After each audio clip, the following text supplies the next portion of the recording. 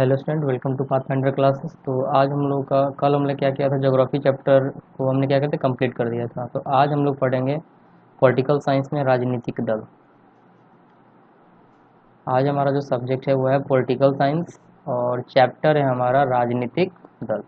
तो चलिए अब हम इस क्लास को स्टार्ट करते हैं। पहले हम जान लेते हैं आखिर ये राजनीतिक दल होता क्या है।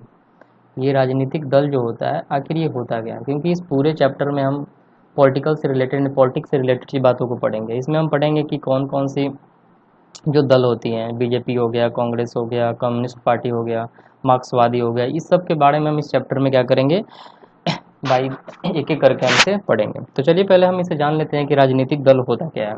जैसे कि चैप्टर है हमारा राजनीतिक दल, तो राजनीतिक दल का अर्थ क्या है। तो देखिए स्टूडेंट, जो राजनीतिक दल होता है ये एक ऐसा संगठित समूह है। मैं लिख ही दे रहा हूँ, राजनीतिक दल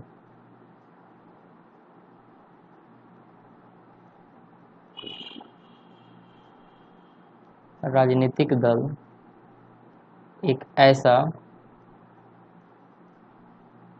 संगठित संगठित संगठित समूह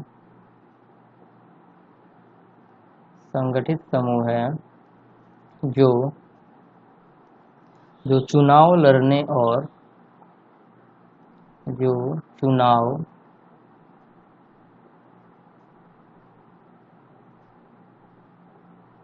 लड़ने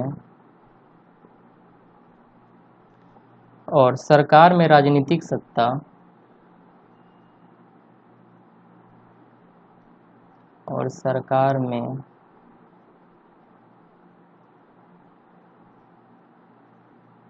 राजनीतिक सत्ता हासिल करने के उद्देश्य से हासिल करने हासिल करने के उद्देश्य से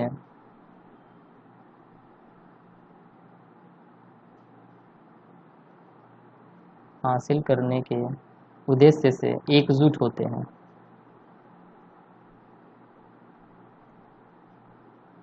एकजुट होते हैं।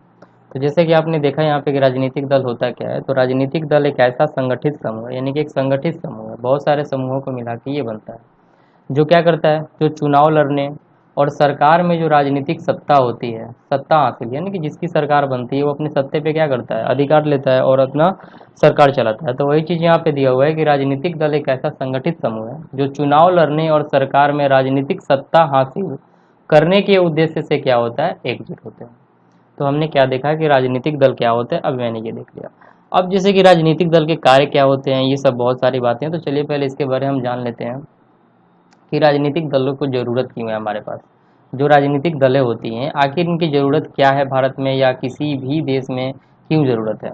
आप देखते हैं क्या कि किसी भी लोकतांत्रिक व्यवस्था की जो संस्थाएं में क्या होता है कि राजनीतिक दल अलग से दिखाई देते हैं। क्या देते हैं, किसी भी लोकतांत्रिक व्यवस्था में। अब लोकतंत्र के बारे में आपको पहले ही पढ़ा दिया गया है। लोकतंत्र जब आपने फर्स्ट चैप्टर पढ़ा होगा तो उसी में आपने लोकतंत्र के बारे में पढ़ा होगा। तो ये जो दे रहा है यहाँ पे, किसी भी लोकतांत्रिक व्यवस्था की संस्थाओं में राजनीतिक दल अलग से दिखाई देते हैं। अधिकतर जो आम नागरिक होते हैं ना, अधिकतर आम नागरिकों के लिए लोकतंत्र का मतलब राजनीतिक दल ही है। बहुत सारे लोग ये जानते हैं क्या कि जो हमारा ये लोकतंत्र है ये क्या है, ये इसका मतलब है कि राजनीतिक दल, जो राजनीतिक दल कार्य करते हैं हमारे देश में या किसी भी राष्ट्र में। तो कुछ लोग का मानना है कि लोकतंत्र जो है वो क्या है, एक राजनीतिक दल ही है।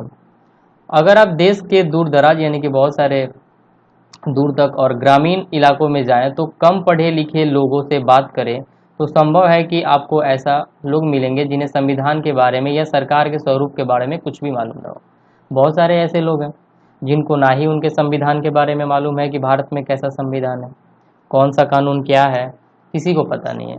लेकिन गांव के दराजों में अगर आप पढ़े लिखे एरिया में जाएंगे, शहरों के एरिया में जाएंगे जहाँ लोग क्या होते हैं, एजुकेटेड हैं अगर, तो वहाँ पे क्या होता है कि ऐसा नहीं कि गांव में लोग एजुकेटेड नहीं है, गांव के भी लोग एजुकेटेड है, बट वहाँ के कुछ ऐसे गांव में भी आप जाइएगा दूर दराज एरिया में जहाँ पे लोग क्या है, कम पढ़े लिखे हैं, जिनको ये संविधान के बारे में पता ही नहीं है। जब संविधान के बारे में पता नहीं होगा तो आप लोकतंत्र के बारे में भी नहीं जान पाएंगे। तो वही चीज़ यहाँ पे दे रहा है।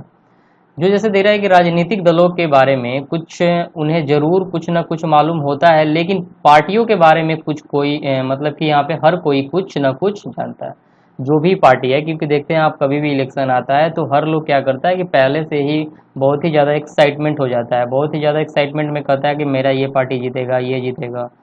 तो इनको तो ये पता रहता है कि हाँ कौन सी पार्टी कौन सी है, इलेक्शन होने वाला है, किसको क्या करना है, ये सब इनको पता रहता है। लेकिन इनको संविधान के बारे में और लोकतंत्र के बारे में जो एक्चुअल मीनिंग होता है वो पता नहीं रहती है।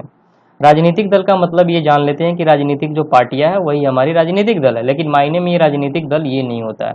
ओके स्टूडेंट, तो चलिए अब आगे बढ़ते हैं और देखते हैं। इसका मतलब ये नहीं है कि पार्टियां बहुत लोकप्रिय है।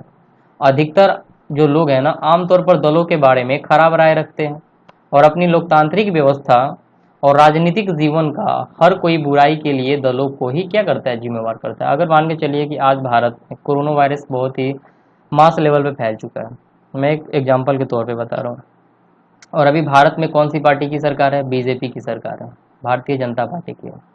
तो जो भी हमारी भारत की आर्थिक स्थिति है जो कि -20% नीचे चली गई है, अब तो -24% भी चला गया होगा तो कोई नहीं। यानी कि जो हमारी इकोनॉमी है भारत की वो कितनी चली गई है, -23% से भी नीचे चली गई है।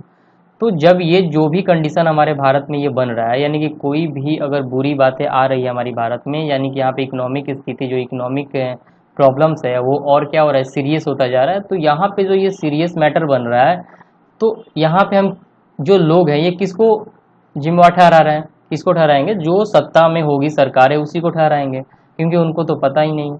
मान लीजिए कि यहाँ पे बीजेपी है तो आप तो कांग्रेस को कुछ बोलेगा कोई नहीं, कांग्रेस ये वो, क्योंकि आपकी जिम्मेवारी थी भारत की सुधारने की। तो आपने, अगर आप भारत पे किंग हैं, आप भारत के, अगर यहाँ पे 5 साल के सत्ता में अगर आप हैं, तो कोई भी अगर यहाँ पे घटना या दुर्घटना, कोई भी अगर भारत में कोई स्थिति बनती है तो ये जिम्मेवारी किसको जाती है, ये जिम्मेवारी उसके पार्टी को जाएगी जो सत्ता में रहेगी। तो वही चीज़ें यहाँ पे दे रहा है कि अगर कोई भी बुराइयां होती है ना, कोई भी अगर राजनीतिक जीवन की हर बुराइयों के लिए जो दलों को ही क्या करते हैं, वो जिम्मेवार बनाते हैं, और सामाजिक और राजनीतिक विभाजनों के लिए दलों को ही दोषी मानना है। अगर कोई भी सामाजिक तौर पे अगर मान के चलिए कास्ट सिस्टम में लड़ाई हो गया, कुछ भी हो गया, तो यहाँ पे क्या होगा, पार्टी को ही हम दोष देंगे, वहाँ की जो सत्ता होगी उसी को हम दोष देंगे कि इसी ने ऐसा करवाया, या इसने मतलब कि रोका नहीं, ये वो, मतलब कि ये सारी जिम्मेवारियां हम उसी को देंगे। अब जैसे कि मान के चलिए कि एक स्टूडेंट है आपका,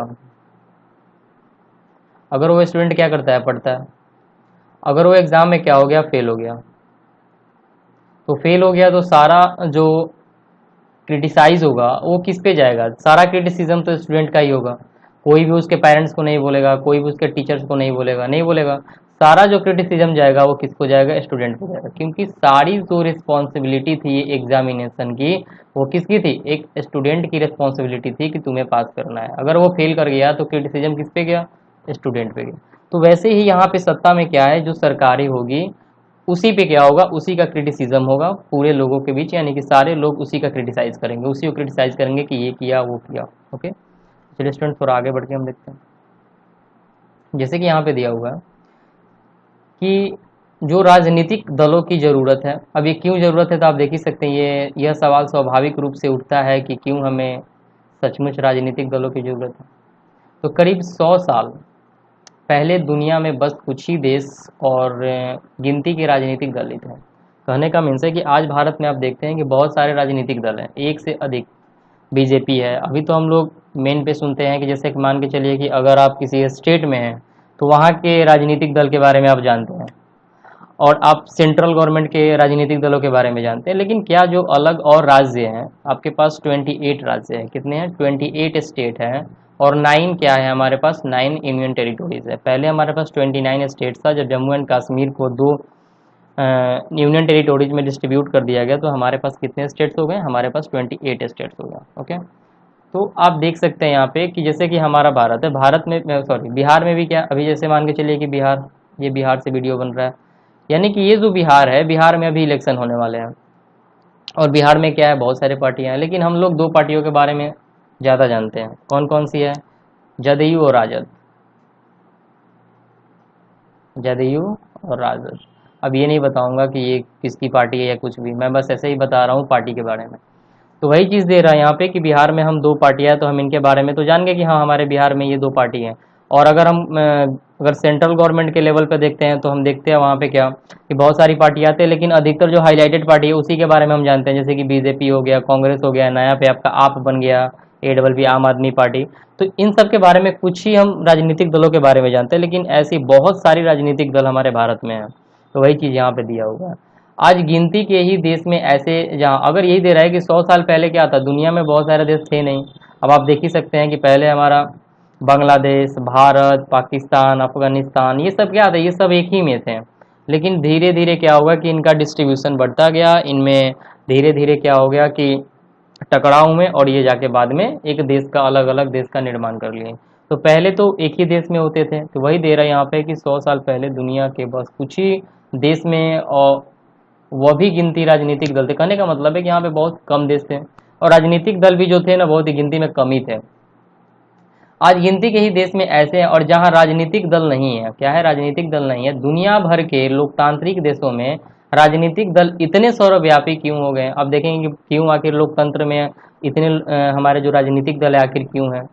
तो अब चलिए थोड़ा हम देखते हैं यहाँ पे कि राजनीतिक दल का अर्थ क्या है। मैंने आपको पहले ही बता दिया था राजनीतिक दल का अर्थ क्या है मैं, तो चलिए फिर से एक बार हम यहाँ पे बता दे रहा हूँ। वैसे राजनीतिक दल क्या है, लोगों के एक ऐसे संगठित समूह के रूप में समझा जा सकता है जो चुनाव लड़ने और सरकार की राजनीतिक सत्ता हासिल करने के उद्देश्य से क्या करता है, काम करता है। मैंने यही आपको बताया था कि जो राजनीतिक दल होती है, ये राजनीतिक दल क्या करती है, ये राजनीतिक दल क्या करती है, एक लोगों के एक ऐसे संगठित समूहों के रूप में क्या करता है, समूहों के रूप में समझा जा सकता है जो चुनाव लड़ने और सरकार के राजनीतिक सत्ता हासिल करने के उद्देश्य से काम करते हैं। क्या करता है, काम करता है। तो चलिए अब आगे बढ़ते हैं। मैंने पहले ही आपको ये बता दिया था। जैसे कि यहाँ पे देखिए, यहाँ पे ये क्या है, कांग्रेस का, देख ही सकते हैं यहाँ पे कांग्रेस पार्टी का कमल जो होता है वो क्या होता है, लोटस हमारे बीजेपी का होता है। समाज के सामूहिक हित को ध्यान में रखकर यह समूह क्या करता है, कुछ नीतियां और कार्यक्रम तय करता है। क्या करता है, कुछ नीतियां और कार्यक्रम को तय करता है। और सामूहिक हित एक क्या है, विवादास्पद विचार है। क्या है, विवादास्पद विचार। इसे लेकर सबकी राय अलग अलग होती है। चलिए स्टूडेंट थोड़ा हम आगे देखते हैं। यहाँ पे आप देखिए, यहाँ पे ये जो चीज़ दिया हुआ है, ये जो पिक्चर है, ये क्या है, ये नेता लोग हैं, आप देख ही सकते हैं। चलिए स्टूडेंट अब देखते हैं हम यहाँ पे कि राजनीतिक दल के कार्य क्या होते हैं। क्या हमें देखना है, राजनीतिक दल के कार्य।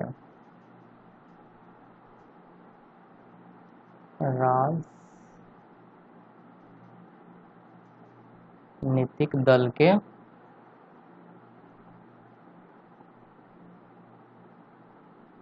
कार्य। अब थोड़ा हम देख लेते हैं कि राजनीतिक दल के कार्य क्या होते हैं, कुछ कामें क्या होती है, उनके बारे में देख लेते हैं। तो पहला जो हमारा पॉइंट है, पहला जो पॉइंट है ये क्या बोल रहा है कि राजनीतिक दल के चुनाव लड़ती है। क्या करती है, राजनीतिक दल जो होती है वो चुनाव लड़ती है। पहले तो जितनी भी राजनीतिक दल होती है वो क्या करती है, चुनाव लड़ती है। आप देख ही सकते हैं कि कहीं कोई भी इलेक्शन होता है तो आप उसमें देखते हैं कि बहुत सारी पार्टियां जो राजनीतिक दल है वो क्या करती है, चुनाव लड़ती है अपने आप में। दूसरा अगर हम पॉइंट ले लें तो राजनीतिक दल विभिन्न नीतियों और कार्यक्रम मतदाता के सामने रखते हैं। कहने का मतलब है कि जो राजनीतिक दल होती है ये अपने नीतियों को, कार्यक्रमों को मतदाता, जैसे कि मान के चलिए कि इलेक्शन आता है तो क्या करती है, हर एक पार्टी अपना अपना क्या करती है, भाषण देती है, जाके कहीं प्रोग्राम रखती है, बहुत सारे दल यानी कि जो मतदाता होते हैं उनके बीच जाती है और अपने मतों को रखती है, अपने नीतियों को रखता है। ओके, अगर हम थर्ड पॉइंट ले ले तो राजनीतिक दल क्या करता है कि देश के लिए कानून बनाने में निर्णायक भूमिका निभाती है। ये नहीं कि आप डायरेक्ट यही राजनीतिक दल बना लेती है कानून, नहीं, ये संसद से पारित होता है। संसद कहने का मतलब है कि जो हमारा पार्लियामेंट है उससे पहले ये हमारा होता है, तब जाके ये बनता है, ऐसे नहीं कि बन जाना। तो ये तीसरा पॉइंट जो आप देख सकते हैं कि राजनीतिक दल जो है देश के लिए कानून बनाने में निर्णायक भूमिका निभाती है, न कि बनाती है।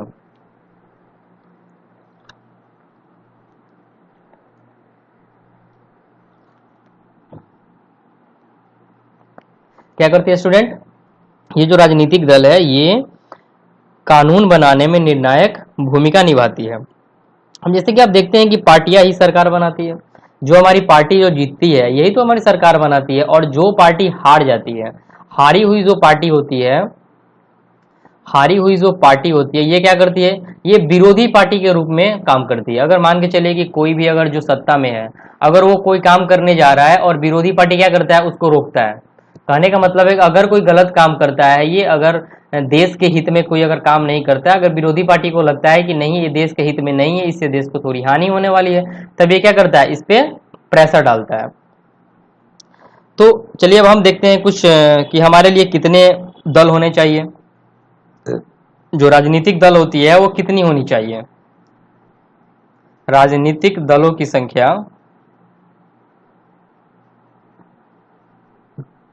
राजनीतिक दलों की संख्या, अब ये राजनीतिक दलों की संख्या कितनी होती है, तो आप देखिए ये हमारे देश में 3 तरीके की राजनीतिक दल की सरकारें हो सकती है, पार्टी हो सकती है। और कौन कौन सी हो सकती है 3 दल में, तो आप ले लीजिए, पहला हमारा हो जाएगा एक दलीय। क्या हो जाएगा स्टूडेंट, एक दलीय, एक दलीय पार्टी, शासन प्रणाली या पार्टी बोल सकते हैं, एक दलीय शासन प्रणाली। अगर आप सेकंड की बात करें तो सेकंड आ जाएगा 2 दलीय शासन प्रणाली।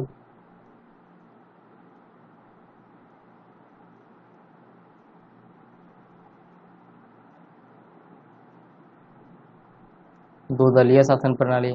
और तीसरी की बात कर दे हम तो हमारा आ जाएगा बहुदलीय शासन प्रणाली।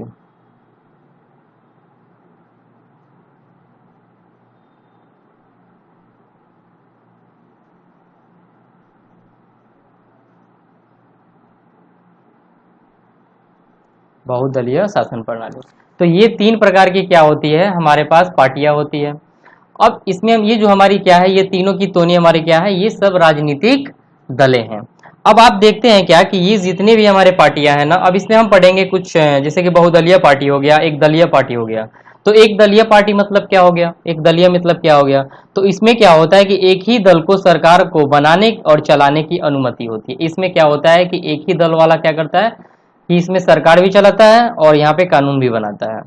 अब आप अगर ले लिया जाए कि 2 दलीय शासन प्रणाली में क्या होगा, तो 2 दलीय शासन प्रणाली में ये होगा कि सत्ता आमतौर पर 2 प्रमुख दलों के बीच हस्तांतरित हो जाती है, यानी कि यहाँ पे 2 दल कार्य करते हैं और यहाँ पे एक दल कार्य करता है।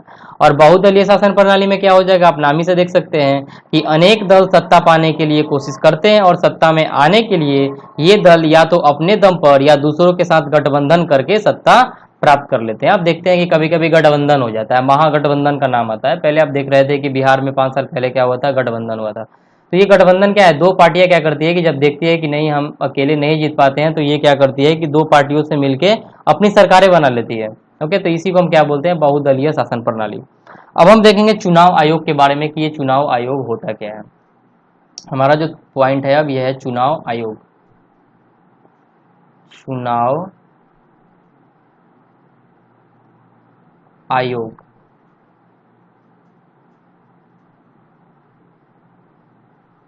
चलिए देखते हैं ये चुनाव आयोग होता क्या है। तो देखिए स्टूडेंट, जो देश की हर पार्टी का चुनाव आयोग में क्या होता है, पंजीकरण कराना पड़ता है। कोई भी अगर देश में दल है, कोई भी देश में पार्टी है, चाहे वो जनता पार्टी हो या कांग्रेस हो या आम दल पार्टी हो या कोई भी कम्युनिस्ट पार्टी हो या कुछ भी हो, तो पहले ये क्या करना पड़ता है कि इनको अपना रजिस्ट्रेशन, अपना पंजीकरण करवाना पड़ता है। आप देखते हैं कि आप नाम लिखवाते हैं तो आपको जाके पहले स्कूल में अपना रजिस्ट्रेशन करवाना पड़ता है। तो वैसे ही अगर ये देश में इनकी सत्ता को अपना रखना है तो इनको पंजीकरण कराना पड़ता है और इनकी भी पंजीकरण कराने के कुछ लिमिट्स होते हैं। ओके, तो चुनाव आयोग में क्या होता है कि पहले जितने भी हमारी पार्टियां होती हैं, भारत में हो या किसी भी राष्ट्र में हो, उनको अपना पंजीकरण करवाना पड़ता है चुनाव आयोग के पास में। चुनाव आयोग का अगर हम पॉइंट ले ले तो आयोग क्या करता है, ये चुनाव आयोग सभी पार्टियों को बराबर मानता है, लेकिन यह बड़े और स्थापित पार्टियों को विशेष सुविधाएं प्रदान करता है। आप देखते हैं कि जो बड़ा इंसान होता है उसको क्या मिलती है, ज्यादा हेल्प मिलती है, और जो छोटे लोग होते हैं उनको क्या होता है, उनको कम मिलता है। तो वैसे ये चुनाव आयोग क्या करता है, इन सबको तो मानता है बराबर, लेकिन ये क्या करता है कि जो बड़ी पार्टियां होती है उनको थोड़ा अलग ही पावर देता है। अब बड़ी पार्टियों में आप देखते हैं कि आप कभी भी आप छोटे पार्टियों की तो नाम सुनते नहीं होंगे, आप बड़े बड़े पार्टी का नाम सुनते हैं। अभी तो भारत में आप लोकसभा में चले जाएं तो आप 2 ही पार्टी का नाम सुनेंगे, कौन कौन सी, कांग्रेस और भाजपा, ये दोनों पार्टी का आप नाम सुनते हैं। तो वही चीज यहाँ पे दे रहा है। आयोग पार्टी को अलग चुनाव चिन्ह देता है। आयोग क्या करता है? पार्टी को अलग अलग चिन्ह, चुनाव चिन्ह देता है, जिसे मान्यता प्राप्त राजनीतिक दल कहा जाता है। अगर जिनको ये चुनाव चिन्ह मिल गया तो उस पार्टी को हम बोलते हैं कि ये पार्टी क्या है? मान्यता प्राप्त राजनीतिक दल होती हैं। ओके स्टूडेंट, तो जैसे कि मैंने क्या बताया कि बहुत सारी पार्टियां हैं, तो आप यहाँ पे देख ही सकते हैं कि बहुदलीय व्यवस्था में, अभी मैंने आपको एक दलीय बताया, द्विदलीय बताया, दो दल वाली पार्टी बताया, फिर बहुदलीय बताया। तो चलिए यहाँ पे आप देखिए कि जो बहुदलीय व्यवस्था है, फिर से मैं आपको दिखा दे रहा हूँ, ये अनेक पार्टियों का चुनाव लड़ने और सत्ता में आने के लिए क्या करता है? आपस में हाथ मिला लेते हैं, और इसे क्या कहते हैं? हम गठबंधन या मोर्चा भी कहते हैं। जैसे कि 2004 में क्या हुआ था कि संसदीय चुनाव में भारत में 3 प्रमुख गठबंधन हो गए थे। कौन कौन सी? तो राष्ट्रीय जनतांत्रिक गठबंधन, संयुक्त प्रगतिशील गठबंधन और वाम मोर्चा। ये 3 यहाँ पे क्या हुआ था कि पार्टी के गठबंधन हुआ था। अक्सर जो था ना बहुदलीय व्यवस्था बहुत कह रहा है कि घाल मेल वाली लगती थी, मतलब कि मिला जुला कर, और राजनीतिक अस्थिरता को तरफ ले जाती थी। यानी कि जो राजनीतिक अस्थिरता रहती है, अगर एक पार्टी है, अगर एक पार्टी है तो वो क्या करेगा? अपने अच्छे से पार्टी को चलाएगा। अगर एक से अधिक पार्टी एक ही में है, और 3 पार्टी मान चलिए यहाँ पे दिया हुआ था कि 2004 में 3 पार्टी क्या हुआ था? 3 पार्टी आके मिल गई थी। लेकिन ये जो 3 पार्टी मिली हुई थी, अब ये जब सरकार चलाएगी तो अपनी मनमानी करना चलेगा, सबके सब क्या करेगा? अपना अपना सत्ता चलाने की कोशिश करेगा। इससे क्या होगा कि हमारे देश में जो हमारी सरकारें होगी, यानी कि यहाँ पे जो कानून व्यवस्था होगा, अस्थिर हो जाएगा। तो जैसे कि कौन सी प्रणाली बेहतर है, ये भी पूछे जाते हैं। कौन सी प्रणाली बेहतर है? एक दलीय है कि द्विदलीय है कि आपका जो बहुदलीय है? ये आपके पूछे जाती हैं। तो चलिए अब हम कुछ देखते हैं यहाँ पे, जैसे कि राजनीतिक दल में जन भागीदारी क्या होता है, ये तो आप जानते ही हैं। अब हम स्टूडेंट पढ़ेंगे राष्ट्रीय राजनीतिक दल। यहाँ से आपका जो चैप्टर स्टार्ट होता है, ये हमारा सबसे इम्पोर्टेंट, अब यहाँ से हर एक चीज़ हमारे यहाँ से इम्पोर्टेंट आएगा। यानी कि हर एक पार्टी के बारे में हम पढ़ेंगे कि उनका कब गठन हुआ था, किसने किया था, ये सब गठन के बारे में हम पढ़ते चले जाएंगे। तो चलिए अब हम यहाँ पे देखते हैं स्टूडेंट कि विश्व में संघीय व्यवस्था वाले लोकतंत्र में 2 तरह की राजनीतिक दल हैं। क्या है? संघीय व्यवस्था वाले लोकतंत्र में, अब संघीय का मतलब आप जानते हैं फेडरल, यानी कि फेडरेशन, और यहाँ पे संघीय के बारे में मैंने आपको पहले भी पढ़ा चुका हूँ, और लोकतंत्र के बारे में भी आप अच्छे से जानते हैं। तो 2 तरह की राजनीतिक दल है इसमें। कौन कौन सी है? संघीय इकाई में, यानी कि हमारे पास क्या है? संघीय इकाई में सिर्फ एक इकाई में अस्तित्व रखने वाले दल, और अनेक या संघ की सभी इकाइयों में अस्तित्व रखने वाले दल होते हैं। और भारत में भी यही स्थिति है। क्या स्थिति है? यही स्थिति है। कई पार्टियां जो है पूरे देश में फैली हुई है, बहुत सारी पार्टियां जो है, और उन्हें राष्ट्रीय पार्टी कहा जाता है। क्या बोलते हैं हम उन्हें? राष्ट्रीय पार्टी बोलते हैं। और इन दलों की विभिन्न राज्यों में इकाई है। जैसे मैंने बताया था कि भारत में राष्ट्रीय पार्टी अगर बोल दूंगा राजद, ये जो हमारे जदयू हैं, ये सब क्या है? ये सब के सब राष्ट्रीय पार्टी हैं, और ये सारे स्टेट में फैली हुई हैं। पर कुल मिलाकर देखें तो ये सारी इकाइयां राष्ट्रीय स्तर पर तय होने वाली नीतियों, कार्यक्रमों और रणनीतियों को ही क्या करती है? ये मानती है। अब जैसे कि स्टूडेंट आप देखते हैं यहाँ पे कि देश की जो हर पार्टी को चुनाव आयोग में क्या होता है? अपना पंजीकरण कराना पड़ता है, जैसे कि मैंने आपको पहले ही बताया।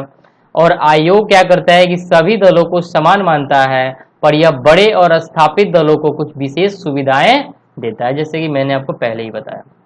जैसे कि आप देखते हैं कि अलग अलग चुनाव चिन्ह भी देता है सबको। क्या करता है? अलग अलग चुनाव चिन्ह देता है। जैसे कि बीजेपी है तो उसका क्या होता है? लोटस है। कांग्रेस है तो उसका पंजा मिलता है। तो यही आप देख रहे हैं कि जिसका प्रयोग पार्टी के अधिकृत उम्मीदवार ही कर सकते हैं, यानी कि जो उसमें पार्टी के उम्मीदवार हैं वही कर सकते हैं इसका उपयोग। इस विशेषाधिकार, और विशेषाधिकार का मतलब होता है प्रिविलेज बोलते हैं इसको। इस विशेषाधिकार का मतलब हो गया कुछ अधिकार मिले हैं, लेकिन वो विशेष तरीके का अधिकार मिले हुए हैं। यही कह रहा है कि विशेषाधिकार और कुछ अन्य लाभ पाने वाली पार्टियों को मान्यता क्या होता है? मान्यता प्राप्त दल बोलते हैं। यानी कि जितने भी हमारे पार्टियों को क्या मिलता है? जो विशेष अधिकार मिलता है और उनको कुछ लाभ भी मिलता है, तभी हम क्या बोलते हैं? मान्यता प्राप्त दल बोलते हैं। और चुनाव आयोग ने स्पष्ट नियम बनाए हैं कि कोई दल कितने प्रतिशत वोट और सीट जीतकर मान्यता क्या करेगा? मान्यता प्राप्त दल बन सकता है। ये सब चुनाव आयोग ने अपना अपना कंडीशन, जैसे कि आप एग्जाम देते हैं तो आप को बैठा दिया गया कि हाँ 60% अगर आप मार्क्स लाते हैं, इससे अधिक अगर प्लस में या इतना लाते हैं तो आपको फर्स्ट डिवीजन से पास कर दिया जाएगा। ओके, अगर आप 45% लाते हैं तो आपको सेकंड या उससे अधिक लाते हैं और 60% के नीचे तो आपको सेकंड डिवीजन से पास कर दिया जाएगा, और 30% लाते हैं तो आपको थर्ड डिवीजन, और इसके नीचे आते हैं तो आपको फेल कर दिया जाएगा। तो वैसे यहाँ पे कंडीशन बनाया जाता है कि जब कोई पार्टी, अब क्या करते, जब कोई पार्टी राज्य विधानसभा के चुनाव में पड़े कुल मतों का 6% या उससे अधिक हासिल करती है। यहाँ पे देखिएगा स्टूडेंट, यहाँ पे ध्यान देने वाली बात है कि अगर किसी भी राजनीतिक दल को अपनी पार्टी यानी कि अपनी पार्टी को स्थापित करना है तो पहले उसे कैसे क्या करना पड़ेगा, चुनाव आयोग के सामने कितने सीटों को जीतकर या कितने प्रतिशत वोट, जैसे कि कोई जो यहाँ पे दिया गया है चुनाव आयोग के द्वारा कि नहीं आपको इस फॉर्मेलिटी को अगर कंप्लीट करना है तो क्या क्या फॉर्मेलिटी यहाँ पे आप देखिए। तो जैसे कि आपने यहीं पढ़ा, पहले फिर से मैं आपको यहाँ से बता दे रहा हूँ कि जैसे दे रहा है कि चुनाव आयोग ने स्पष्ट नियम बनाया, क्या बनाया है, स्पष्ट नियम बनाया है कि कोई दल कितने प्रतिशत वोट और सीट जीतकर क्या करेगा, मान्यता प्राप्त कर सकता है। तो वही चीज यहाँ पे दिया हो गया है कि जब कोई पार्टी राज्य विधानसभा के चुनाव में क्या होते हैं, पड़े कुल मतों का 6%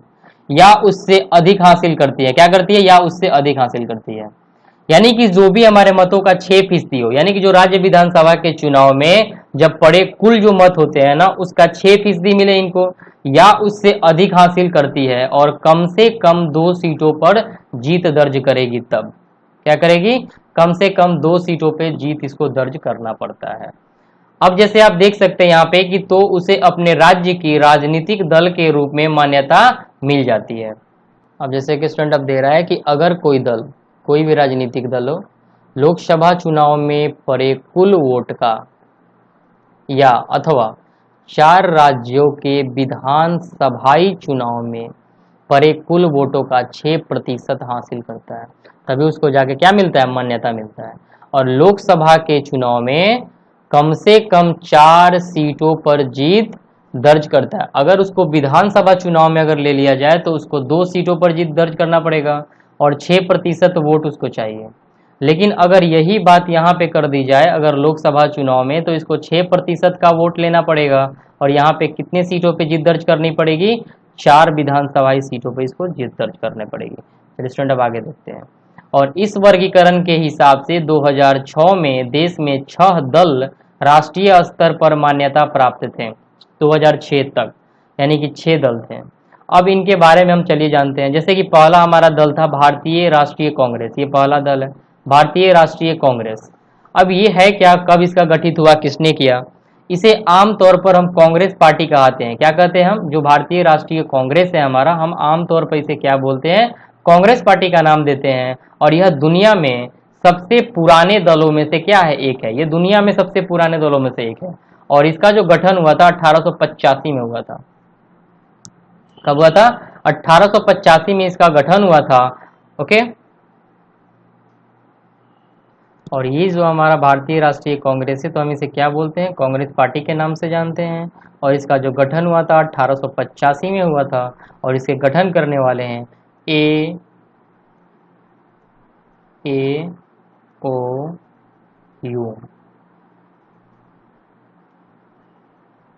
किसने किया था, AOU ने किया था 1885 में। अब ये क्या थे AOU, ये जो थे ना, ये थियोसॉफिकल सोसाइटी के प्रमुख सदस्य थे। कौन, ये जो AOU थे ये क्या थे, थियोसॉफिकल सोसाइटी के प्रमुख सदस्य भी थे। तो ये जो गठन हुआ था ना 1885 में गठित इस दल में क्या था, कई बार विभाजन हुए थे। इस दल में, राष्ट्रीय कांग्रेस पार्टी में बहुत सारे विभाजन हुए और आज़ादी के बाद राष्ट्रीय और प्रांतीय स्तर पर अनेक दशकों तक इनके प्रमुख भूमिका निभाई गई। जवाहरलाल नेहरू की अगुवाई में इस दल ने भारत की आधुनिक धर्मनिरपेक्ष लोकतांत्रिक गणराज्य बनाने का प्रयास किया। यानी कि जो हमारे पंडित जवाहरलाल नेहरू थे, इनकी अगुवाई में क्या हो गया कि भारत को आधुनिक धर्मनिरपेक्ष लोकतांत्रिक गणराज्य बनाने का प्रयास किया गया।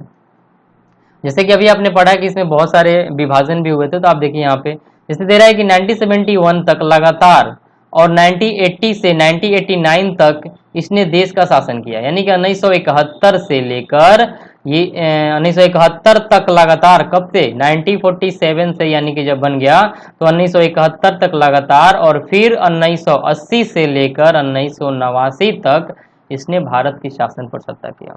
1989 के बाद क्या हो गया कि इस दल में जन समर्थन की कमी आई और अभी यह पूरे देश और समाज के सभी वर्गों में अपना आधार बनाए हुए है। इतना तो आया, लेकिन अभी भी क्या हुआ है कि पूरे देश में अपना आधार बनाया हुआ है और इसके यानी कि वैचारिक रुझान में मध्य मार्गी, जिसको हम न वामपंथी बोलते हैं ना दक्षिणापंथी बोलते हैं, इस दल ने धर्मनिरपेक्षता और कमजोर वर्गों तक अल्पसंख्यक का मतलब मैं पहले ही बता चुका हूं कि कम संख्या में कम समुदायों के हितों में अपना मुख्य एजेंडा अपनाया था। कौन? राष्ट्रीय कांग्रेस पार्टी। चलिए अब यहाँ पे देखते हैं। और यह दल नई आर्थिक नीतियों का समर्थक है। नई दल जो होते हैं ना, उनकी नई आर्थिक नीतियों का समर्थक है।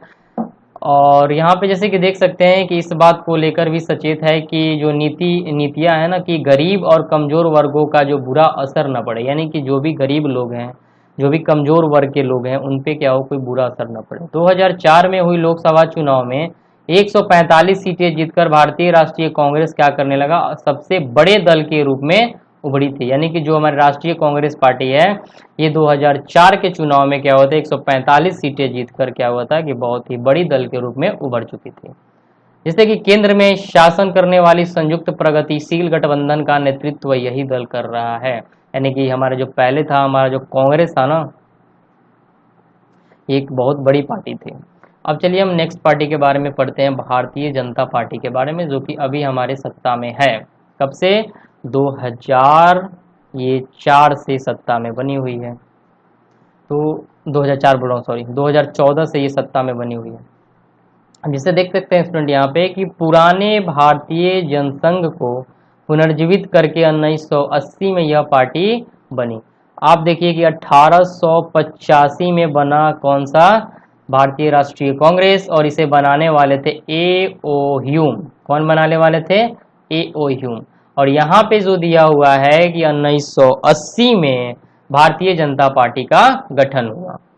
तो जैसे कि हमारा जो भारतीय जनता पार्टी 1980 में इसका गठन हुआ, और इसे किसने किया था? इसे करने वाले थे हमारे श्याम प्रसाद, यानी कि श्याम प्रसाद मुखर्जी ने किया था। क्या किया था? भारतीय जनता पार्टी का गठन किया था श्याम प्रसाद मुखर्जी ने।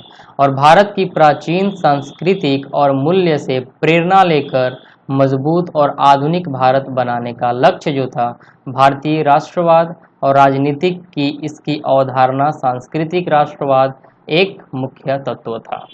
अब जैसे यहाँ पे देख रहे हैं कि पार्टी जो है ये जम्मू और कश्मीर को क्षेत्रीय और राजनीतिक स्तर पर विशेष दर्जा देने के लिए खिलाफ है। दर्जा देने के खिलाफ है। ये नहीं कि जो हमारी बीजेपी है, ये क्या करती है कि जो जम्मू एंड कश्मीर में जो उसको क्या विशेष दर्जा दिया गया, उसके खिलाफ है। तो आपने देखा कि जब 2019 का सरकार बनी, तो बीजेपी की सरकार जब 2014 से ही है, लेकिन जब री इलेक्शन बाद में, यानी कि एक बार जो ये टेन्योर खत्म हुआ 5 साल का बीजेपी का, तो 2019 में फिर से सरकार बनी। तो आप देख सकते हैं कि उसने क्या किया कि जम्मू एंड कश्मीर को उसके जो विशेष दर्जा उसको पहले खत्म कर दिया। यानी कि जो बीजेपी यानी क्या कर दिया, 370 जो संविधान का अनुच्छेद है उसमें बदलाव कर डाले, इनको हटा दिया।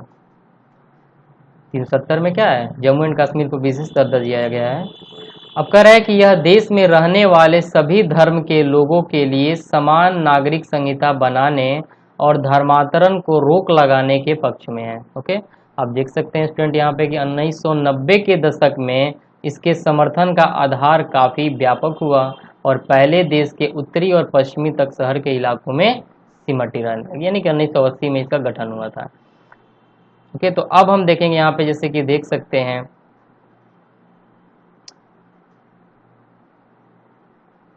ये जो दे रहा है यहाँ पे कि ग्रामीण इलाकों में ये कि राजनीतिक जो जनतांत्रिक गठबंधन नेता हैसियत, और यह पार्टी 1998 में सत्ता में आई और गठबंधन की कई प्रांतीय और क्षेत्रीय सामने 2004 में लोकसभा चुनाव में यह पार्टी प्रतिनिधित्व। तो चलिए अब देखते हैं यहाँ बहुजन समाज पार्टी, जिसका चुनाव चिन्ह एक हाथी है। तो बहुजन समाजवादी पार्टी क्या है, तो चलिए हम इसके बारे में देखते हैं। जैसे कि दिया हुआ है क्या कि स्वर्गीय काशी राम के नेतृत्व में, अभी उसने अपने बीजेपी के बारे में पढ़ा श्याम प्रसाद, और उसमें आपने क्या पढ़ा था, कांग्रेस में A.O. ह्यूम ने किया था। तो ये जो हमारा बहुजन समाज पार्टी है ना, ये कब हुआ था, 1984 में इसका गठन हुआ। किसके नेतृत्व में हुआ? काशीराम के नेतृत्व में हुआ। और बहुजन समाज, इसमें दलित लोग होते हैं, आदिवासी, पिछड़ी जातियाँ और धार्मिक अल्पसंख्यक शामिल हैं। धार्मिक अल्पसंख्यक का मतलब जैसे मुसलमानों की संख्या भारत में कम है तो हम इसलिए क्या मानते हैं, इनको अल्पसंख्यक के रूप में लेते हैं, के लिए राजनीतिक सत्ता पाने का प्रयास और उनका प्रतिनिधित्व करने का दावा ये पेश करता है कौन, बहुजन समाज पार्टी। पार्टी जो है ये साहू महाराज, महात्मा फूले, पेरियार रामास्वामी नायर, बाबा साहब अंबेडकर के विचारों और शिक्षाओं के प्रेरणा लेती है ये जो पार्टी है, इनकी शिक्षा, क्योंकि आप जानते हैं कि यह बाबा अंबेडकर जी क्या है, दलित और कमजोर वर्गों के लोगों के कल्याण और उनके हितों की रक्षा का मुद्दा पर सबसे ज्यादा सक्रिय इस पार्टी का मुख्य आधार उत्तर प्रदेश में है। अगर दलितों के रूप में ले ले, कमजोर हितों में अगर कोई समर्थन है तो इसी पार्टी का है, और किस राज्य में है, उत्तर प्रदेश में है। पर मध्य प्रदेश, छत्तीसगढ़, उत्तराखंड, दिल्ली और पंजाब में भी यह पार्टी क्या है, पर्याप्त ताकतवर है। यहाँ भी क्या है, पर्याप्त रूप से ताकतवर है। अलग अलग पार्टियों से अलग अलग अवसरों का समर्थन लेकर उत्तर प्रदेश 3 बार सरकार बनाई है, और इस दल को 2004 में लोकसभा चुनाव में करीब 5% वोट और 19 सीटें मिली थी। किसको, बहुजन समाजवादी पार्टी को। और इसने बहुजन समाजवादी पार्टी जो है ये उत्तर प्रदेश में 3 बार अपनी सरकारें बना चुकी है। अब देखेंगे हम भारतीय कम्युनिस्ट पार्टी, जिसको हम लोग मार्क्सवादी भी बोलते हैं, इसको हम लोग सीपीआई बोलते हैं। क्या बोलते हैं, सीपीआई, भारतीय कम्युनिस्ट पार्टी। और देखते हैं यहाँ पे हंसिया जो है ये क्या है, इसका चुनाव चिन्ह है। चलिए अब आगे देखते हैं इसमें। ये कह रहा है कि मार्क्सवाद लेनिनवाद में आस्था, यानी कि 1964 में स्थापित हुआ था सीपीआई। मार्क्सवाद, अभी आपने सारे टॉपिक को आप याद करना पड़ेगा, सबकी डेटों को। देखिए यहाँ बहुजन समाजवादी पार्टी 1984 में, आपने 1980 में पढ़ा किसके, भारतीय जनता पार्टी, भारतीय जनता पार्टी 1980 में। भारतीय राष्ट्रीय कांग्रेस जो था 1885 में था। इस सब के बारे में आपको पढ़ना होगा। और ये जो हमारा बहुजन समाजवादी पार्टी है, स्वर्गीय काशीराम के नेतृत्व में हुआ था, यहाँ पे आपने पढ़ा ही है। अभी ये कम्युनिस्ट पार्टी के बारे में पढ़ रहे हैं कि जो मार्क्सवाद लेनिनवाद में आस्था ये रखते हैं। समाजवाद, धर्मनिरपेक्षता और लोकतंत्र की समर्थक तथा साम्राज्यवाद और सांप्रदायिकता के विरोधी हैं ये। यह पार्टी जो है ना, भारत में सामाजिक आर्थिक न्याय का लक्ष्य साधने में लोकतांत्रिक चुनावों को क्या करता है, सहायता करता है। पश्चिम बंगाल, केरल, त्रिपुरा में बहुत मतलब मजबूत इसके आधार हैं। किसके, बहुजन समाजवादी पार्टी का, सॉरी भारतीय कम्युनिस्ट पार्टी का। गरीबों, कारखाना मजदूरों, खेतीहर मजदूरों और जो बुद्धिजीवियों के बीच जो है अच्छी पकड़ है इनकी। और यह पार्टी देश में पूंजी और सामानों की मुक्त आवाजाही की अनुमति देने वाली नई आर्थिक नीतियों की आलोचक है। पश्चिम बंगाल में लगातार 30 वर्षों से शासन में 2004 के चुनाव में इसने करीब 6% वोट हासिल किए और 43 सीटें हासिल की थी। कौन, भारतीय कम्युनिस्ट पार्टी, सीपीआई ने किया था। और यह पार्टी अभी क्या है, केंद्र की संप्रंग सरकार का बाहर से समर्थन कर रही है। और इस सरकार, ये जो इस सरकार में क्या है, अभी अब सरकार में इसको नहीं सुन सकते कि शामिल है, बस ये बाहर से क्या करती है, मदद करती है। अब हम पढ़ेंगे भारतीय कम्युनिस्ट पार्टी के बारे में पढ़ेंगे। इसको हम सीपीआई इसको ये बोलते हैं। ये देख सकते हैं आप, गेहूं है और हंसिया है। ये जो भारतीय कम्युनिस्ट पार्टी था ना, ये क्या था हमारा, ये था भारतीय कम्युनिस्ट पार्टी मार्क्सवादी, सीपीआई है, ठीक है, ये सीपीआई के सेंस में जाता है। अब हम पढ़ेंगे यहाँ पे कि ये जो भारतीय कम्युनिस्ट पार्टी है इसके बारे में, ये क्या था, जो सीपीआई है ये 1925 में गठित हुआ। मार्क्सवाद लेनिनवाद, धर्मनिरपेक्ष और लोकतंत्र के आस्था अलगाववादी और सांप्रदायिक ताकतों के विरोधी है ये, और वो इसी पे काम करता है। इस पार्टी की संसदीय लोकतंत्र को मजदूर वर्ग, किसानों, गरीबों हितों के आगे बढ़ाने के लिए उपकरण मानती है। और 1964 की फूट, जिसमें माकपा इसके अलग हो गई, माकपा क्या होगी, इससे अलग हो गई। और इसके बाद इसका जो जनाधार था वो सिकुड़ता चला गया। जो इसमें भीड़ थी, यानी कि जो इन लोग थे वो क्या करने लगे, सिकुड़ने लगे, यानी कि खत्म होने लगे धीरे धीरे। लेकिन केरल में, पश्चिम बंगाल में, पंजाब में, आंध्र प्रदेश में और तमिलनाडु में अभी भी इनका ठीक ठाक स्थिति है। किसका, सीपीआई की। बहरहाल इसके समर्थन में धीरे धीरे कम भी होने लगे, बहुत सारे लोग जो थे इसके समर्थन से दूर हटने लगे। और 2004 के चुनाव में 1.4% वोट और लोकसभा की 10% हासिल हुई। देख रहे हैं कि यहाँ पे एक बार 43 सीटें हासिल ये किया था और आज ये 10 ही सीटें हासिल कर पा रहा है। तो आप देख ही सकते हैं कि जो इसके जन थे वो कैसे इससे दूर हो गए। मजबूत जो हमारा मोर्चा है यहाँ पे बनाने के लिए सभी वामपंथी दलों को साथ लाने का पक्षधर है और अभी केंद्र की संप्रंग सरकार को बाहर के समर्थन दे रही है। अब हम देखेंगे राष्ट्रवाद कांग्रेस पार्टी। क्या देखेंगे हम यहाँ पे? राष्ट्रवादी कांग्रेस पार्टी के बारे में। अब ये देखिए यहाँ पे चुनाव चिन्ह क्या है? घड़ी है। तो कांग्रेस पार्टी में विभाजन के बाद 1999 में यह पार्टी बनी। क्या बनी? 1999 में बनी। कांग्रेस पार्टी के विभाजन के बाद ये विभाजन उससे हो गया। गांधीवादी, धर्मनिरपेक्षता, समता, सामाजिक न्याय और यहाँ पे जो दे रहा है संघवाद में आस्था ये रखने वाली पार्टी है। और यह पार्टी सरकार के प्रमुख पदों को सिर्फ भारत में जन्मे नागरिकों के लिए आरक्षित करनी चाहती है। अब देख सकते हैं कि आप स्टेट वाइज अगर ले लिए तो महाराष्ट्र में प्रमुख ताकत होने के साथ ही ये क्या है? यह मेघालय, मणिपुर, असम में भी ताकतवर है। कांग्रेस के साथ महाराष्ट्र सरकार भी भागीदार है। 2004 में क्या है कि संयुक्त प्रगतिशील गठबंधन में ये साझेदार होती है। अब हम पढ़ेंगे प्रांतीय दलों के बारे में कि ये प्रांतीय दल होते क्या हैं। तो जैसे आप देख सकते हैं कि इन 6 पार्टियों के अलावा अन्य सभी प्रमुख दलों को चुनाव आयोग ने प्रांतीय दल के रूप में मान्यता दे दी है। ये जो 6 दल है ना, इनके अलावा भी जो और दल है उनको प्रांतीय दल के रूप में मिल गया है मान्यता। और आमतौर पर इन्हें क्षेत्रीय दल भी कहा जाता है। किनको? प्रांतीय दल को हम क्या बोलते हैं? क्षेत्रीय दल के नाम से भी जानते हैं। पर यह जरूरी नहीं है कि अपनी विचारधारा या नजरिए में ये पार्टियां क्या है? क्षेत्रीय ही हो। और इनमें से कुछ अखिल भारतीय दल और कुछ प्रांतों में भी क्या है? सफलता मिल गई है। अब इसे देख सकते हैं यहाँ पे कि समाजवादी पार्टी, समता पार्टी और राष्ट्रीय जनता दल का जो राष्ट्रीय स्तर पर राजनीतिक गठबंधन है, संगठन है, इनकी कई सरकार राज्य में इकाइयां हैं। जैसे कि यहाँ पे दे रहा है कि बीजू जनता दल, सिक्किम लोकतांत्रिक मोर्चा और मिजो नेशनल फ्रंट जैसी पार्टियां अपनी क्षेत्रीय पहचान को लेकर सचेत है। अगर आप बिहार के लोग हैं तो क्या आपने कभी ये पार्टी के बारे में पढ़ा है? मिजो नेशनल फ्रंट, सिक्किम लोकतांत्रिक मोर्चा? नहीं, क्योंकि आप जिस स्टेट में है उसी स्टेट के बारे में ज़्यादा जानते हैं। इसलिए हमारे पास बहुत सारी राष्ट्रीय जनता दल होती है, राष्ट्रीय मतलब कि पार्टी दल होती है। तो जैसे कि यहाँ पे दे रहा है कि 1996 में क्या हुआ? लगभग प्रत्येक प्रांतीय दल को एक या दूसरी राष्ट्रीय दल में गठबंधन सरकार का हिस्सा बनने का अवसर मिलने लगा और हमारे देश में संघवाद और लोकतंत्र मजबूत हुए इससे मिलकर। जब ये सरकारें मिलने लगी तो हमारा क्या होने लगा कि जो लोकतंत्र है वो मजबूत होने लगा। भारत में क्षेत्रीय पार्टियां, और ये कब है? जनवरी 2007 की स्थिति में। आप देख सकते हैं यहाँ पे देखिए, जैसे कि दे रहा है जम्मू एंड कश्मीर का क्षेत्रीय पार्टी कौन था? जम्मू एंड कश्मीर नेशनल कांग्रेस 1939 में बना। ये हमारा क्या है? क्षेत्रीय पार्टियां है जम्मू एंड कश्मीर की।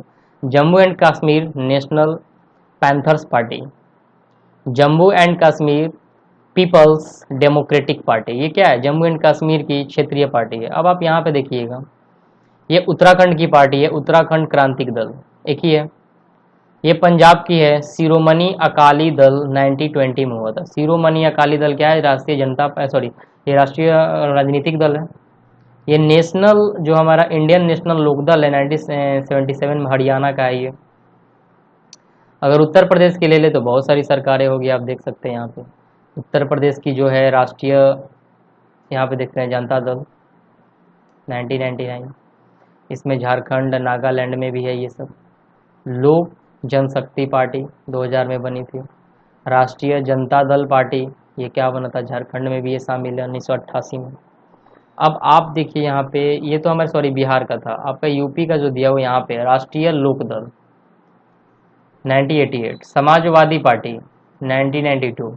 ये 2 पार्टियां हैं उत्तर प्रदेश की, नल और साइकिल। ये मध्य प्रदेश में भी है हमारा राष्ट्र समाजवादी पार्टी। देखिए यहाँ पे जदयू जिसको बोलते हैं हम लोग, यू, ठीक है, ये हमारा क्या है? जनता दल पार्टी है, लोक जनशक्ति पार्टी है और राष्ट्रीय जनता दल है यहाँ पे। ठीक है, ये हमारे भारत की यानी सॉरी बिहार की 3 पार्टियाँ हैं। वैसे भी सब दिया हुआ है कि यहाँ पे आप देख ही सकते हैं अरुणाचल प्रदेश में, असम में। ये पिक्चर से आप अच्छे से एनसीईआरटी बुक को ओपन करिएगा और उसमें आप इस पिक्चर्स को देख सकते हैं। ओके, चलिए अब आगे करते हैं। तो स्टूडेंट हमने अभी क्या देखा? बहुत सारे राष्ट्रीय जनता दलों के बारे में सॉरी राष्ट्रीय जनता पार्टी के सॉरी कुछ पार्टियों के बारे में देखा, कुछ दलों के बारे में हमने पढ़ा। कौन सी कौन से स्टेट में कौन सा दल आता है, हमने ये भी पढ़ा था। तो अब हम देखेंगे कि राजनीतिक दलों के लिए चुनौती क्या होती है उनके बारे में। तो देखिए, लोकतंत्र के कामकाज के क्या दिया हुआ है स्टूडेंट, लोकतंत्र के कामकाज के लिए राजनीतिक पार्टियां कितनी महत्वपूर्ण है, क्योंकि दल की लोकतंत्र का सबसे ज़्यादा प्रकट रूप है। क्या है? सबसे ज़्यादा। इसलिए यह स्वाभाविक है कि लोकतंत्र के कामकाज की गड़बड़ियों के लिए लोग राजनीतिक दलों को ही दोषी ठहराएं। पूरी दुनिया में लोग इस बात से नाराज रहते हैं कि राजनीतिक दल अपना काम ठीक ढंग से नहीं करते, और हमारे लोकतंत्र के साथ भी यह बात लागू होती है कि आम जनता की नाराजगी और आलोचना राजनीतिक दलों के कामकाज के 4 पहलुओं पर ही केंद्रित रही है। लोकतंत्र का जो प्रभावी उपकरण बन रहे हैं वो राजनीतिक दलों को इन चुनौतियों का सामना करना चाहिए और इन पर जीत हासिल करनी चाहिए। तो क्या पढ़ रहे थे हम लोग, जैसे कि दे रहे हैं यहाँ पे कि पहली जो चुनौती थी पार्टी की, पहली चुनौती पार्टी के भीतर आंतरिक लोकतंत्र का न होना। सारी दुनिया की यह प्रवृत्ति बन गई है कि सारी ताकत एक या कुछ एक नेताओं के हाथ में सिमट जाती है। जो भी पूरी ताकत होती है देश की, वो क्या होती है, कभी कभी कुछ नेताओं के हाथों में सिमट के रह जाती है, और पार्टियों के पास न सदस्य की खुली सूची होती है और न नियमित रूप से संगठित बैठक होती है। ये अपनी मनमानी करने लगते हैं, और इसके अतिरिक्त भी चुनाव भी नहीं होते। क्या होते? चुनाव भी नहीं होते, और कार्यकर्ताओं से भी सूचनाओं का साझा भी नहीं करते हैं और अपनी मनमानी करते चलते हैं। सामान्य कार्यकर्ता अनजान ही रहता है और पार्टी के अंदर क्या चल रहा है उसके पास न तो नेताओं से जुड़कर फैसलों की प्रभावित करने की ताकत होती है और न ही कोई माध्यम होती है। आप देख सकते हैं यहाँ पे कि जो हमारा परिणाम स्वरूप पार्टी के जो नाम और सारे फैसले लेने का जो अधिकार है उस पार्टी के नेता हथिया लेते हैं, और क्योंकि कुछ एक नेताओं के पास ही असली ताकत होती है और इसलिए उनसे असहमत होते हैं और उनकी पार्टी टिके रह पाना होता है और टिके रह जाती है।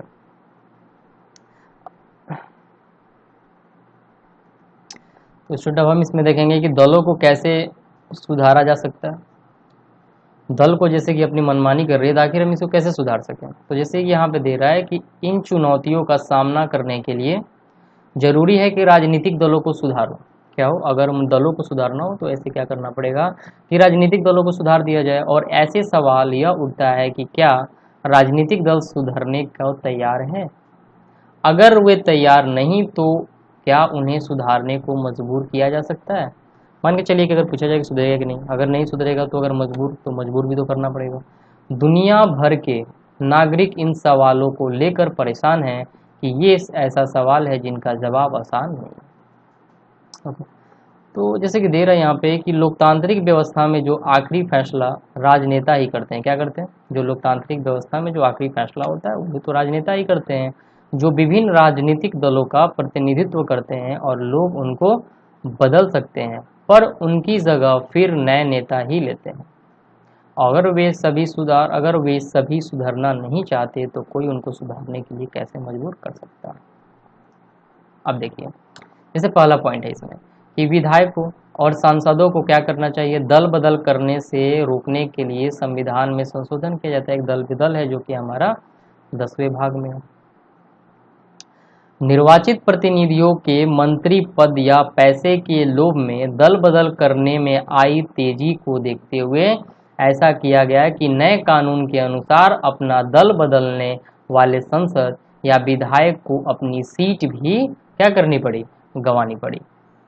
अब जैसे आप देख सकते हैं कि इस नए कानून से क्या होने लगा कि दल बदल में कमी आई और इससे पार्टी में विरोध का कोई स्वर उठना और भी मुश्किल हो गया। पार्टी नेतृत्व जो कोई फैसला करता, और जो दूसरा हमारा पॉइंट है वो बोल रहा है कि उच्चतम न्यायालय ने पैसे और अपराधियों का प्रभाव कम करने के लिए एक आदेश जारी किया, और इस आदेश के द्वारा चुनाव लड़ने वाले हर उम्मीदवार को अपनी संपत्ति का अपने खिलाफ चल रहे आपराधिक मामलों का ब्यौरा एक शपथ पत्र के माध्यम से क्या देना अनिवार्य हो गया था। और अब देखा गया क्या इसमें स्टूडेंट कि इस नई व्यवस्था से लोगों को अपने उम्मीदवारों के बारे में बहुत सी पक्की सूचनाएं उपलब्ध होने लगी। जब ये दिया गया कि शपथ पत्र में आपको इस सब बातों को बताना है, तो जो भी ये उम्मीदवार थे उस पार्टी के, उनको क्या करने लगा, यहाँ से उनकी जो सूचनाएं थी वो पक्की होने लगी। पर उम्मीदवार द्वारा दी गई जो सूचनाएं सही या नहीं, यह जांच करने के लिए कोई व्यवस्था नहीं है। यानी कि जो आप शपथ पत्र में जो चीज़ आप बोल रहे हैं वो चीज़ गलत है या सही है, ये तो कोई वहाँ पे जांच करने की व्यवस्था ही नहीं थी, तो कोई भी क्या करेगा, वो तो गलत ही बोल देगा वहाँ पे अपनी बात को छिपाने के लिए। तो अभी तक हम यह बात भरोसा से नहीं कह सकते हैं कि इस व्यवस्था में, इस व्यवस्था के बन जाने के बाद भी जो राजनीतिक और पर अमीरों और अपराधियों का प्रभाव घटा या नहीं है। ओके, तो चलिए अब आगे देखते हैं। जैसे कि दे रहा है अब तीसरा जो पॉइंट है कि चुनाव आयोग ने एक आदेश के जरिए क्या किया कि सभी दलों के संगठित चुनाव कराना और आयकर का रिटर्न भरना जरूरी बना दिया। आप देख सकते हैं यहाँ पे कि जो हमारा संविधान है वो सब चीज़ों का व्यवस्था रखा है, लेकिन एक तरफ से अगर ठीक रखा है तो दूसरे तरफ से छूट भी दे दिया है। अगर वहाँ पे ये बातें लिख देता क्या कि आपको शपथ पत्र में हर एक चीज़ का ब्यौरा देना है और इस पे अगर आप नहीं देते हैं उसके जांच अगर भी करने के लिए उसमें दे देता, तो ये क्या होता है, यहाँ पे सच्चाई सब सामने आ जाती। लेकिन यहाँ पे जांच के लिए कोई व्यवस्था नहीं किया, तो यहाँ पे राजनेताएं जो क्या कर रहे, छिपा ले रहे हैं। अब वो यहाँ पे जो बात फिर जो चुनाव आयोग ने क्या किया कि चुनाव आयोग ने एक आदेश के जरिए सभी दलों के संगठित चुनाव कराना और आयकर का रिटर्न भरना जरूरी बना दिया, और दलों ने ऐसा करना शुरू भी कर दिया है। क्या करे, जो दल है राजनीतिक दल उसने करना शुरू भी कर दिए हैं, पर कई बार ऐसा सिर्फ खाना पूरी करने के लिए होता है, और यह जो बात है अभी नहीं कहा जा सकती है। अब जो हमारा तीसरा पॉइंट है ना स्टूडेंट, ये दे रहा है कि राजनीतिक दलों को आंतरिक कामकाज की क्या कर रहा है, व्यवस्थित करने के लिए कानून बनाया। क्या करना चाहिए, कानून बनाना चाहिए, और सभी दलों को अपने सदस्यों की सूची रखें और अपने संविधान का पालन करें। पार्टी में विवाद की स्थिति को एक स्वतंत्र प्राधिकार की पंच बनाए। जो नेक्स्ट और भी पॉइंट है देख सकते हैं यहाँ पे कि राजनीतिक दल महिलाओं को एक खास न्यूनतम अनुपात में करीब 1/3 जरूर टिकट है। इसी प्रकार के दल में प्रमुख पदों पर भी औरतों के लिए आरक्षण होना चाहिए। तो अब ये जो पॉइंट दे रहा है कि चुनाव का खर्चा सरकार उठाए, सरकार दलों के चुनाव लड़ने के लिए क्या करे, धन दे, और यह मदद पेट्रोल, कागज़, फोन वगैरह के रूप में भी हो सकती है। अब ये नहीं कि पैसा दे दे, ये पेट्रोल में भी हो सकता है, कागज़ भी हो सकता है, या फिर पिछले चुनाव के मिले मतों के अनुपात में नगद पैसा दे दिया जा सकता है। ये सब बातें दी हुई है। ओके स्टूडेंट, तो ये हमारा चैप्टर, जो ये राजनीतिक दल चैप्टर है, ये हमारा चैप्टर कंप्लीट हो गया। तो इस वीडियो में इतना ही। अगर ये वीडियो आपको पसंद आए तो लाइक, शेयर और सब्सक्राइब करना न भूलें। Thanks for watching.